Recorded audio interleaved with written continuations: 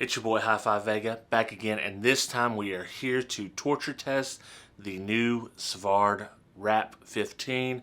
I believe this is the third edition, so it's the third version. I could be incorrect about that, so correct me in the comments below if I'm wrong. But it has a 2.5-inch coil. It's rated 850 watts RMS. Let me get this set up. I'll kind of walk you through my setup, and then we'll see what this thing does.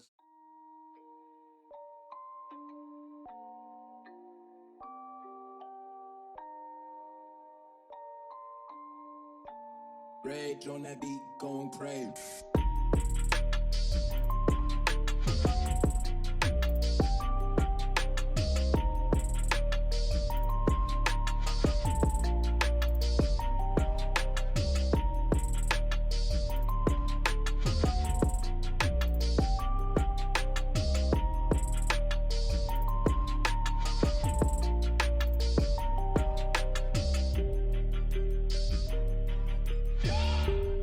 Kind of want to walk you through the setup we got going on here. I have the Pioneer hooked up. The AMM1 will let us know what power level we are at.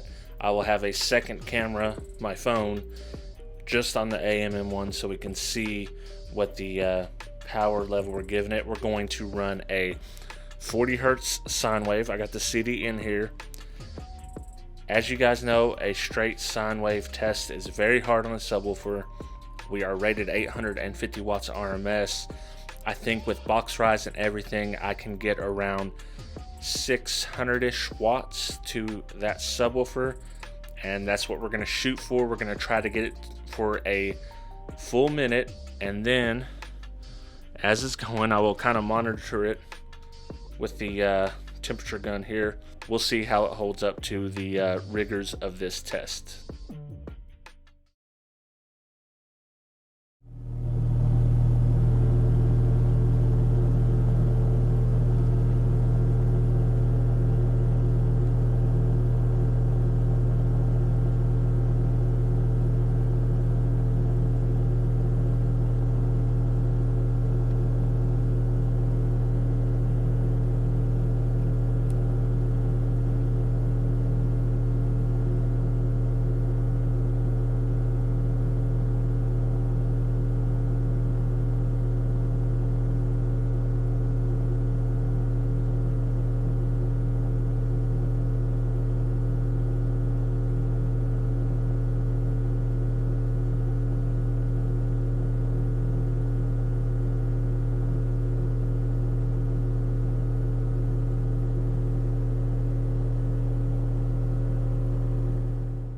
Alright, so we're going to take this test a little bit further because I did say this is a torture test. This isn't just a normal test, and I'm going to do it for a reason. I'm not the kind of guy that just wants to blow a sub up just for fun, so I'm going to take this subwoofer to failure, and then we're going to rebuild it in a video, so that should be fun. Look out for that. Now I got to hit you with all the caveats to this test. I'm using this sub as kind of a primer. This is something I want to do in the future with subwoofers when I test them. In my opinion, a full sine wave test, 1 minute long, half the RMS rating, is a very, very rigid test on these subs, and if it can do that, I think it'll get my stamp of approval for the RMS rating or nominal power rating. And the reason I say that is because what we are testing here is not the subwoofer itself, but more the coil. Because you see how a subwoofer works with the venting. A lot of them have a vented pole piece, or they have venting around the basket. What that does is as the subwoofer moves, it cools off that coil, so you're moving some air to cool that coil off. When you're using a 40 hertz sine wave like I am over here, you're not getting any of those cooling benefits, and you're basically just, for lack of a better term, microwaving that coil, heating that coil up, and seeing what it can handle. And that's why this is a torture test, and that's why I don't expect a subwoofer that's rated 1000 watts RMS to actually handle that power solid in a sine wave at 40 hertz. I expect it to do maybe half. And if it can do half, I think that's a fair rating, because when you're playing music, you got valleys and peaks. Your subwoofer is cooling itself, it's got time to rest. This will be a standard test for me going forward on all the subs I test. Let me know if you guys think I should do it in the enclosure or out of the enclosure. If I do it out of the enclosure, I may do a little less power, but I did notice on this test that going through the dust cap, you cannot get the actual temperature of the coil. So if I want to see what that coil is actually heating up to, I need to get the gun on the coil itself. So let me know what you guys think about that. And if I get new subs in and I try them out, and if they're rated 1,000 and I give it 500 watts for 1 minute and it blows, so be it. We're going to test it and see what it does. Like I said, I'm rebuilding this one, so let's jump back into it. Let's take this to failure and see, see how it sounds. To be honest with you, I was a little nervous doing this because I don't blow subs often, and it's just not something I do every day. So I'll let you hear kind of the live footage of that. I had my son in here with me. He wanted to see a subwoofer blown up. So let's get to that. The temp, just make sure.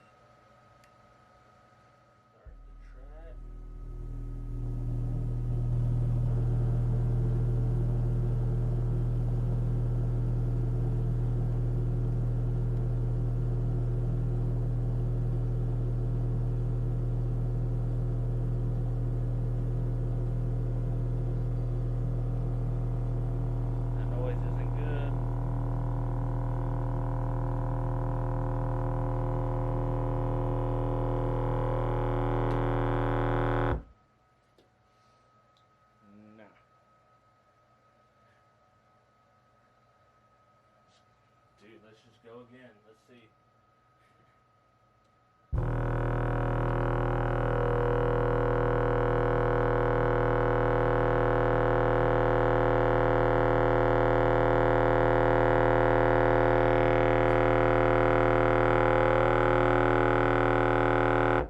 No. I don't know if I want to, dude. I'm scared. You don't want to blow it up? No.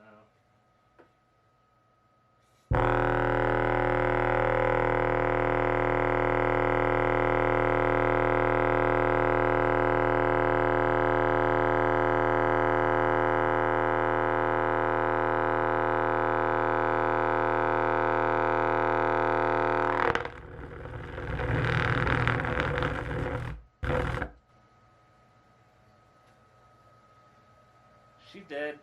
Did you do it? Yeah, it's done. That's the quick torture test of the Savard Wrap Series 15. You will get a full review of this sub later on. I'm going to do another mini shootout with Budget 12, so be on the lookout for that. And as far as this sub goes, I think it held up very well to the torture test. It's rated 850 watts RMS. It handled, 550, 600, started out with around 700. It really handled the power pretty well for that full minute test, and we kind of pushed the limits on this one a little bit just to see what it would do. You will not be disappointed if you decide to pick one of these up. I will leave a link in the description below. And until that mini shootout, I appreciate you guys watching, liking, comment, subscribing, ringing the bell, doing all that stuff, and I will catch you on the next video. Shout out to all my Patreon supporters, but I want to give a special shout out to the $6 or more members: 2001 Monolithic, The Third Era, G Nava, Joaquin Juarez, Paul Smith, Byron Chambliss, The Cardio Guy, Jason Zemer, Travis McClendon, Brandon Hanna, William Berg, Boxboy Audio Sound Solutions, and Jesus Tires. For as little as $2 a month, you can join the team and get exclusive Patreon-only content not available on YouTube. So if you want to help your boy out, check me out at patreon.com/HiFiVega. Oh, oh.